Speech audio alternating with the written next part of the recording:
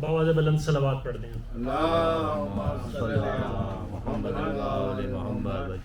برائے خوشنودی امام زمانہ علیہ السلام بلند تر صلوات.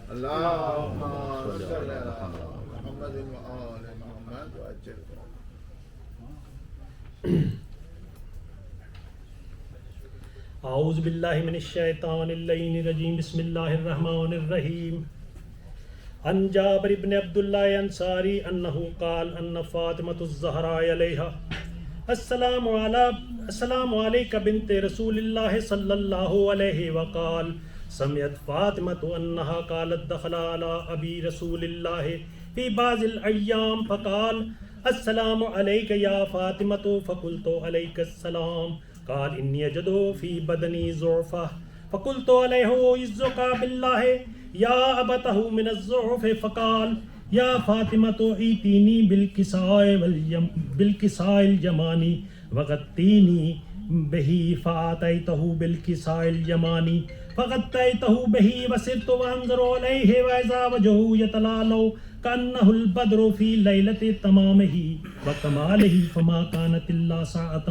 وإذا بالولد الحسن قد أقبل فقال السلام عليك يا أمه فقلت عليك السلام يا قرة عيني وثمرة فؤادي فقال يا أمه إني أشم عندك راحية طيبة كأن راحية جدي رسول الله فقلت نعم إن جدك تحت الكساء فأقبل نحو الكساء فقال السلام عليك يا جده يا رسول الله أتأذن لي ادخل معكم تحت الكساء فقال وعليك السلام يا ولدي ويا صاحب حوزي قد أذنت لك فادخل معه تحت الكساء اللهم صل على محمد فما كانت إلا ساعة وإذا بالولد الحسين قد أقبل وقال السلام عليك يا أمه فقلت وعليك السلام يا ولدي ويا قرة عيني وثمرة فؤادي فقال لي يا أمه إني أشم عندك راحية طيبة كأن راحية جدي رسول الله صلى الله عليه وآله فقلت نعم إن جدك وخاك تحت الكساء فدن الحسين نحو الكساء وقال السلام عليك يا جده السلام عليك يا من اختار الله وتأذن لي أن أكون معكم تحت الكساء فقال وعليك السلام يا ولدي ويا شافع أمتي قد أذنت لك فادخل معهما تحت الكساء فأقبل عند ذلك أبو الحسن علي بن أبي طالب فقال السلام عليك يا بنت رسول الله فقلت وعليك السلام يا أبا الحسن ويا أمير المؤمنين فقال يا فاطمة إني أشم عندك راحية طيبة كأن راحية أخي وابن أمي رسول الله فقلت نعم ها مع والديك تحت الكساء فأقبل علي نحو الكساء وقال السلام عليك يا رسول الله أتأذن لي أن أكون معكم تحت الكساء قال له وعليك السلام يا أخي ويا وسي وخليفتي ويا صاحب الأولاء قد أذنت لك فادخل على علي تحت الكساء ثم آتيت نحو الكساء وقلت عليك السلام عليك يا أبته يا رسول الله أتأذن لي أن أكون معكم تحت الكساء قال وعليك السلام يا بنتي ويا بضعتي قد أذنت لك فادخلت تحت الكساء فلما اكتملنه جميعا تحت الكساء أخذ أبي رسول الله بطرف الكساء وأمي بيده اليماني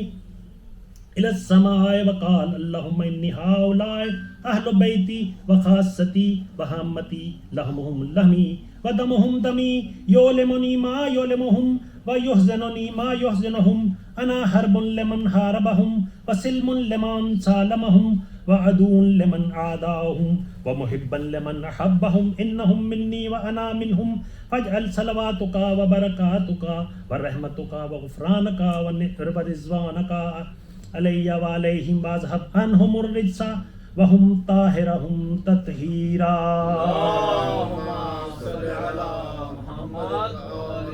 وقال الله عز وجل يا ملائكتي وسكان السماوات إني ما خلقت سمعا مبنية ولا أرضا مدحية ولا